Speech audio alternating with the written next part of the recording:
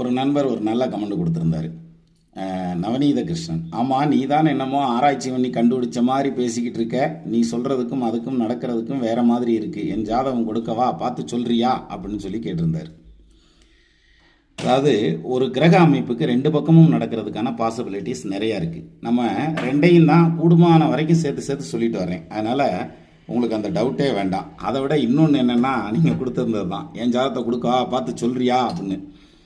நான் ஜோசியருங்கிறதுக்கு உங்கள் சர்டிஃபிகேட் வேண்டியது இல்லையா சார்? நான் ஜோசியம் படிச்சுட்டு தான் இருக்கேன். அதே மாதிரி இன்னொரு பாயிண்ட்டு சொன்னீங்க, எதையோ கண்டுபிடிச்ச மாதிரி பேசிகிட்டு இருக்கேன். நீங்கள் நல்லா கவனித்து பாருங்கள், நம்ம வீடியோ ஃபாலோ பண்ணுங்கள், தெரியும் நான் எதையுமே கண்டுபிடிக்கலைன்னு நானே சொல்லியிருக்கேன்.